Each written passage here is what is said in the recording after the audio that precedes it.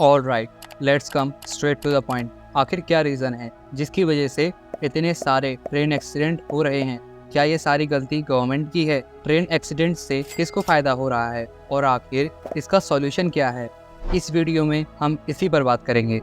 सबसे पहले अगर हम बात करें कि कितने ट्रेन एक्सीडेंट हुए हैं, तो साल 2023 से 24 में 40 से भी ज़्यादा ट्रेन एक्सीडेंट हुए हैं, जिसमें 317 लोगों की जान गई है। वहीं सिर्फ 2024 में अभी तक 25 से भी ज़्यादा ट्रेन एक्सीडेंट हो चुके हैं, जिसमें सबसे ज़्यादा जुलाई के महीने में हुए थे, जब लगातार 4 दिन 18, 19, 20 और 21 तारीख को एक्सीडेंट हुए थे। वहीं अगर हम बात करें पिछले 10 सालों की, तो एक रिपोर्ट के मुताबिक साल 2014 से 24 तक 638 ट्रेन एक्सीडेंट हुए हैं, जिसमें 748 लोगों की जान गई। अब कोई ना कोई जरूर होगा जो कमेंट बॉक्स में लिखेगा कि जब से मोदी की सरकार आई है तब से ये ट्रेन एक्सीडेंट बढ़ रहे हैं। तो उन्हें मैं बता दूं कि साल 2004 से 14 तक जब मोदी की सरकार नहीं थी, तब 1700 से भी ज्यादा ट्रेन एक्सीडेंट हुए थे, जो 638 से लगभग 3 गुना है। मैटर ये नहीं करता कि सरकार किसकी है, बल्कि मैटर ये करता है कि ये एक्सीडेंट हो क्यों रहे हैं, क्योंकि जान आम इंसान की जा रही है। तो ये एक्सीडेंट हो क्यों रहे हैं?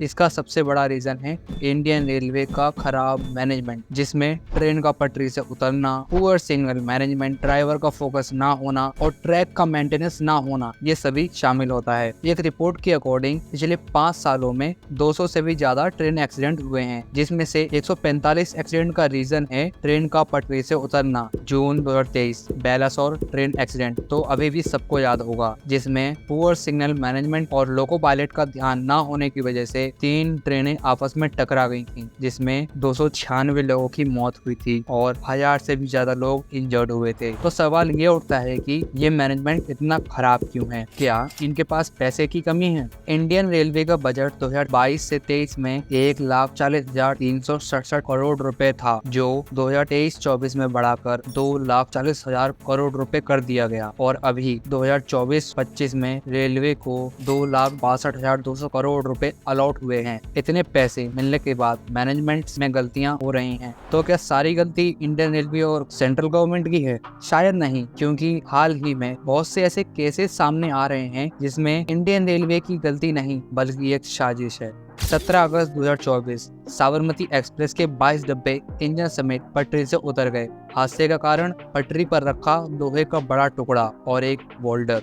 8 सितंबर 2024 रात 8:30 बजे कानपुर में कालिंदी एक्सप्रेस को ब्लास्ट कर उड़ाने की साजिश सामने आई थी। ट्रेन रेलवे ट्रैक पर रखे एलपीजी गैस सिलेंडर से टकराई, साथ ही वहां पेट्रोल से भरी बोतलें और बारूद भी मिला। 10 सितंबर राजस्थान के अजमेर में मालगाड़ी को पलटाने की साजिश सामने आई। इसमें सीमेंट के 2 बड़े पत्थर ट्रैक पर पाए गए। गनीमत यह रही कि ट्रेन पत्थर को तोड़ते हुए आगे निकल गई और कोई हादसा नहीं हुआ। ठीक इसी प्रकार की साजिश महाराष्ट्र के सोलापुर में सामने आई थी, लेकिन इसमें भी लोको पायलट की सावधानी से हादसा टल गया। 21 सितंबर 2024 कानपुर में फिर से मालगाड़ी के सामने एक छोटा सा गैस सिलेंडर मिला। ये तो बस कुछ ही ऐसे हादसे हैं, ऐसे बहुत से हादसे रिकॉर्ड में पड़े हैं और बहुत से तो रिकॉर्ड भी नहीं होते। तो फाइनली ये सवाल आता है कि इन हादसों का सॉल्यूशन क्या है? क्या सारी जिम्मेदारी और जवाबदेही सिर्फ सरकार और इंडियन रेलवे की है?